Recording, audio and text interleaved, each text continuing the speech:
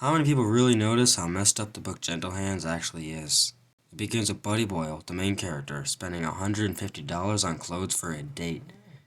Now, the first thing I'd like to mention is that this is not long after World War II, so we'll say between 1945 and 1955. And $150 in this time is between $1,800 to $2,600 in today's money. His dad is a cop, not a radiologist. He lives in a middle-class home and works at a soda shop for a deadbeat pothead. You couldn't save it for a car?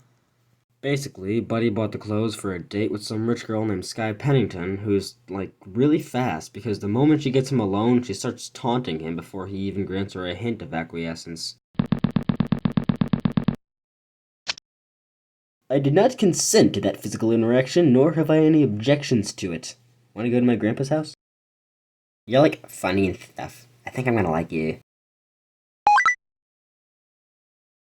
So, Buddy takes Skye to meet his grandfather, Frank Trinker, who he's never really met, and the two snobs have a whole sesh where they just talk about rich people stuff, like opera.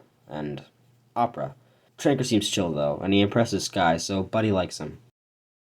Anyways, Buddy tells his friend Ollie and younger brother Streaker that he'll go clamming with them, but he's a simp, so he goes to Skye's house instead.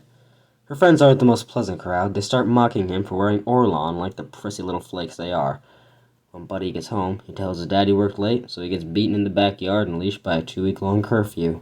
Being the naughty little rebel he is, he decides to disobey it by going to the Pennington's hot dog roast and telling his mother to lie for him. But I guess Skye is a simp too, because she gets Buddy this navy cashmere sweater that he doesn't even want.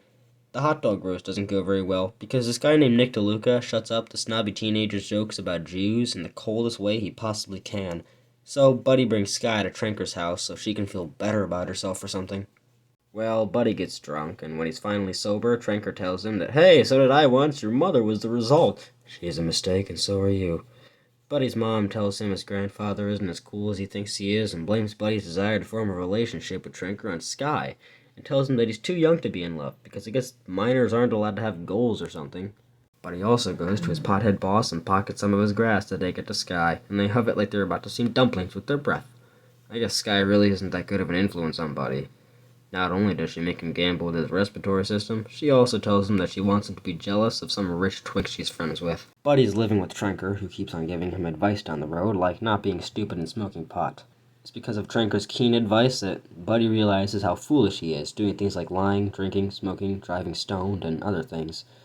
Then Buddy finds out that Trinker is a former Nazi who tortured his gas victims and made young girls do questionable things before execution, so Buddy's parents take him back home and he begrudgingly sends the authorities in Trinker's direction.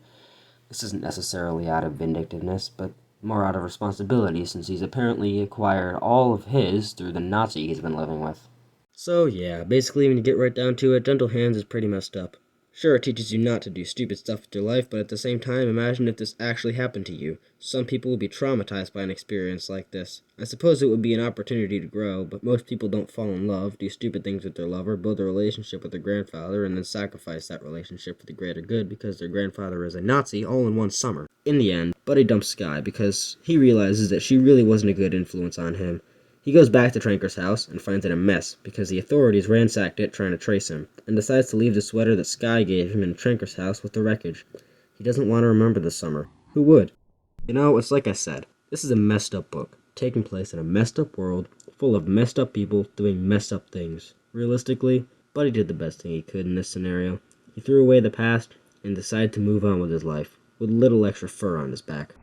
What's so messed up about that?